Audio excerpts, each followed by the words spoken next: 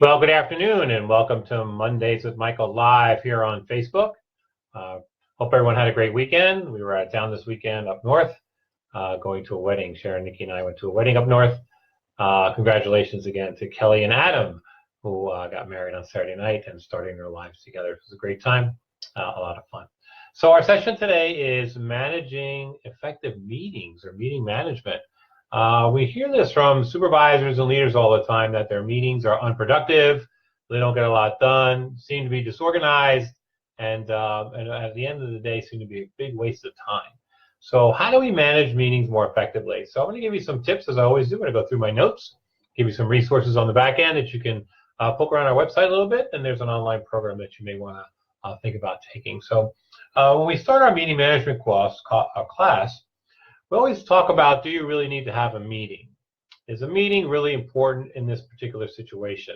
Or can you do something online via shared Dropbox or shared document to get the same information to the group?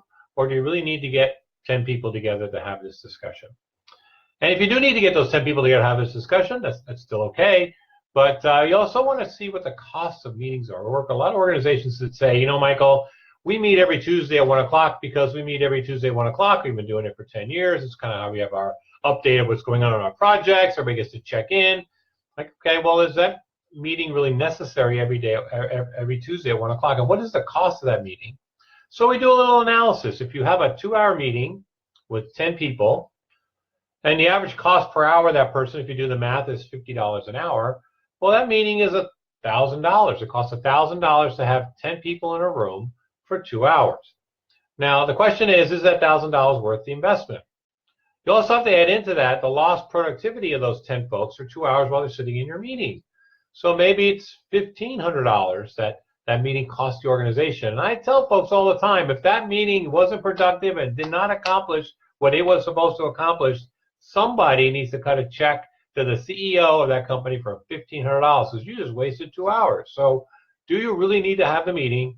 And what is the cost of that meeting? If you're going to spend $1,500 on a meeting, you need to know that meeting's productive. And some of the folks we work with actually put $1,500 on a flip chart in the meeting and say, okay, this means it'll be $1,500. Let's get something done.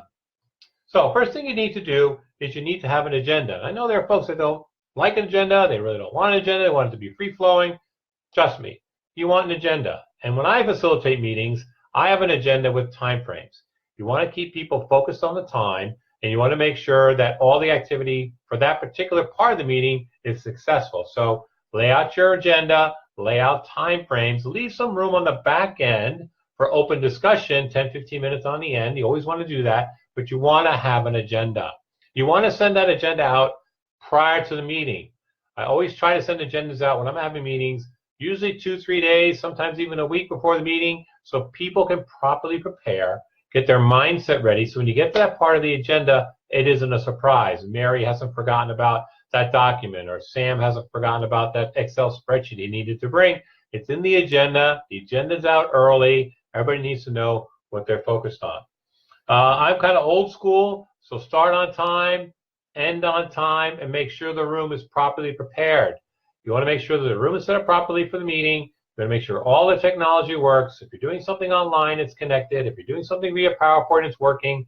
You want to get there early as a leader of the meeting to make sure everything's good to go. I can't tell you how many times that supervisors and leaders walk into the meeting room and they're doing this at the start of the meeting. They're cleaning up the room, they're plugging everything in, and you know it's 15 minutes after the meeting's supposed to start, and you're still working on the setup. Don't want to do that. You want to start the meeting on time, end the meeting on time. Remember, it's a $1,500 meeting. You have to make sure it gets done properly. So as you're facilitating the meeting, you want to make sure you're balancing the process and the content and the participation of your group. You also want to set up what we call a parking lot, which is either a document or a flip chart or somebody in the group to take notes on things that are not on the agenda but are important to the team or to the group. And then you may want to come back to those in the open time frame at the end, or save them for the next meeting. Okay, so you want to have somebody taking notes along the way about those items that are not on the agenda.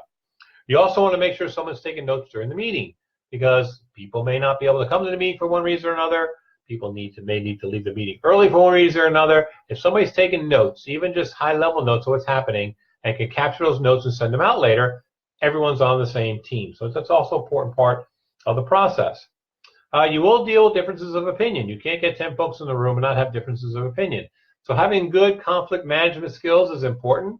Conflict management is a whole different session that we do, but there are some tips on our website how to handle in conflict within the group and try to get folks to make a decision.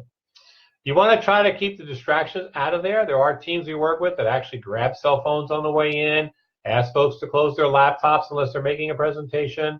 You want to make sure you want to keep those offline discussions, a couple of people talking over there, a couple of people talking over there. You want to keep everyone focused on the meeting. And one of the ways to do that is to give parts of the meeting to others to present.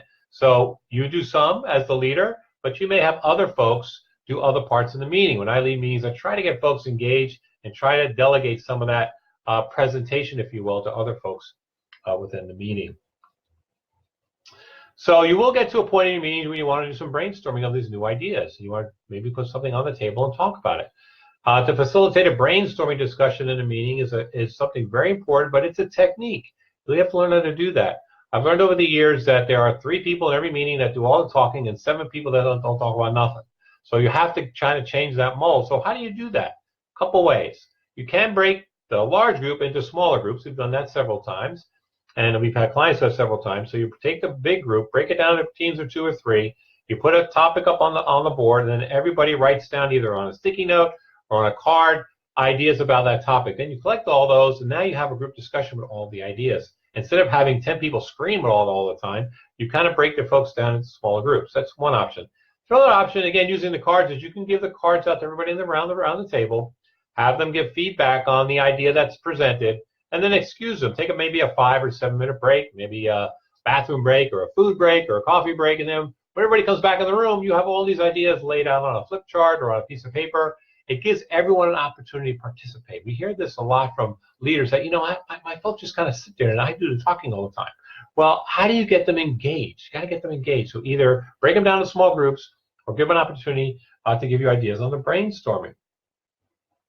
So how do you wrap up a meeting? So we've gone through all this stuff, you've gone through all this content, you've gone through all this brainstorming. How do you end a meeting? You need to end the meeting properly. Okay, first of all, everyone, at least most folks, should have something to do between meeting 1 and meeting 2. So try to delegate some of the to-do items so that everyone feels part of the process. Second thing you want to do is make sure the notes get out on a timely manner. So whoever's taking your notes, making sure they get out on a timely manner. Have action items within the notes. Highlight those to-dos so that people know when they come into the next meeting what they were responsible to do before the next meeting starts. So definitely important to do that. And then you need to evaluate your meetings. We ask folks all the time, my meetings, they come to us and our meetings are just, they're just a mess. Don't get anything done. Like, when was the last time you actually evaluated your meetings? And we have a one sheet that we use in our training program that actually helps teams evaluate the success or failure of their meetings. And every so often, you need to add on to the agenda the whole topic of meetings. Are we having too many? Are we not having enough? Are they successful? Group participation. So you should survey your team every so often about how successful your meetings are. And maybe you're not meeting enough, but maybe you're meeting too much. Meeting every Tuesday at 1 o'clock may not be the best and greatest idea you ever had. You may want to take that to an every other week meeting and do maybe some things offline through shared files or something else. So it's also something you want to take a look at. So evaluate your meetings. Is it process or is it content you're working on? Is it how we're getting the work done, or is it the actual work content that's getting the updates from projects and whatnot?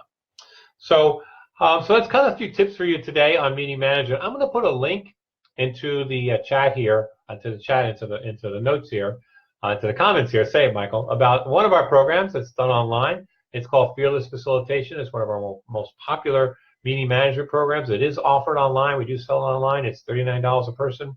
We can push it out to your team. It's very easy to do. It's good content. Just what we talked about today and a lot of more what we talked about today. We also sell one of our how-to books. We have to stop meeting like this. It's a good how-to book. It's about an hour read. It's a workbook that you can work with your team on. So that's our session for today. We'll be out of the office next week. So there will not be any Mondays with Michael Live. We'll be at the Wiley Conference in Chicago. And we'll be doing some live Facebook from there. So stay tuned, keep an eye, and thanks for hanging out. Have a great day. Take care.